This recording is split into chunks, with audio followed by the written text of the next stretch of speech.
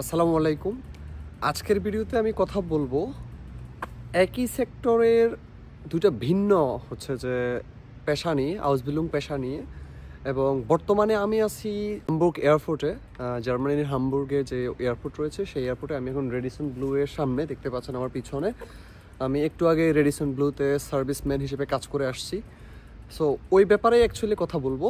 And যদি আমি বলি একই সেক্টর বাট দুইটা প্রফেশন হয়ে থাকে, সেটা হচ্ছে যে আপনারা অনেকেই শুনে থাকবেন হোটেল ফাখমান অথবা রেস্টুরেন্ট ফাখমান, ঠিক আছে? সো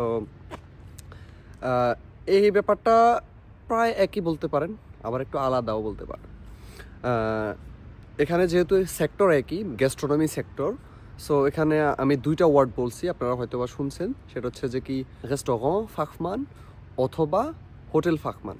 সো আমার পিছনে যে রেডিসন ব্লুটা দেখতে পাচ্ছেন, এই রেডিসন ব্লু এটা একটা হোটেল, প্লাস এটার মধ্যে আবার রেস্টুরেন্টও আছে। সো তার মানে এখানে দুইটা সেক্টরে রয়েছে, দুইটাই গ্যাস্ট্রোনমিতে পড়ে। এখানে যারা হাউস বিল্ডিং করবেন তাদেরকে অ্যাকচুয়ালি সাপোজ আপনি হোটেল ফাখমান হিসেবে হাউস বিল্ডিং করবেন বলে সিদ্ধান্ত নিয়েছেন। সো আপনাকে কি করতে হবে? সেক্ষেত্রে আপনাকে বেসিক্যালি তিনটা কাজ করতে হবে।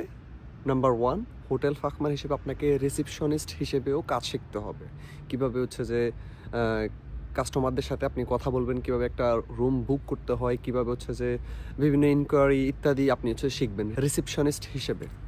এরপরে আসি সেকেন্ড যে টপিক বা যে ব্যাপারটা আপনার লাগবে, সেটা হচ্ছে যে আপনার রুম সার্ভিস। হ্যাঁ, আপনাকে কিন্তু সার্ভিস ম্যান হিসেবে অনেক বেশি দক্ষ হইতে হবে, এবং এই 3 বছর বা 2.5 বছর আপনি সেটা হয়ে যাবেন।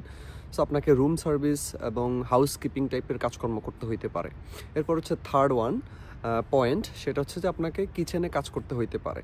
কিচেনে অর্থাৎ আপনাকে কখ বা কুক হিসেবে কাজ করতে হইতে হবে। আপনাকে খাবার বানানো ইত্যাদি জানতে হবে, বিভিন্ন খাবারের নাম, কীভাবে কি বানায়, এটার কি কি দিয়ে তৈরি হয়, এই সব বিষয়ে আপনাকে জানতে হবে।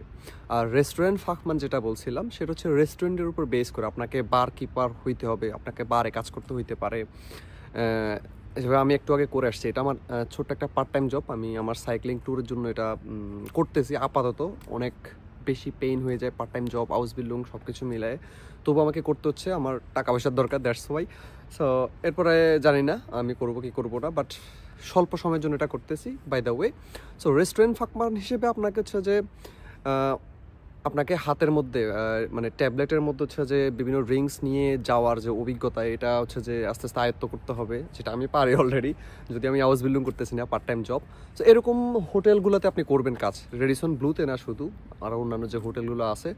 সো আর কি বলবো, রেস্টুরেন্ট ফাখমান হিসেবে আপনাকে বারকিপার হিসেবে কাজ করতে হইতে পারে, আপনাকে খাবারের সার্ভিস দিতে হইতে পারে, আপনাকে ড্রিঙ্কসগুলা দিয়ে আসতে হবে, এবং যে কাস্টমার যখন খেয়ে দিয়ে চলে যাবে তখন এখানে খুঁটিনাটি অনেক বিষয় থাকে, আসলে ছোট্ট ভিডিওতে এক্সপ্লেন করা সম্ভব না, বলা যায়।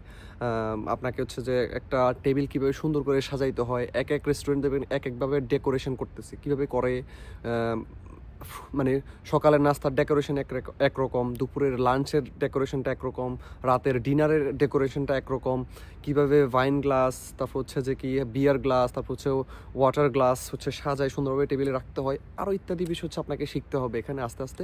তো বুঝতে পারতেছেন, হোটেল ফাখমান বা রেস্টুরেন্ট ফাখমান ব্যাপারটা প্রায় সেম, পুরোপুরি সেম না, একটু জাস্ট তফাৎ আছে, তবে একই সেক্টরে।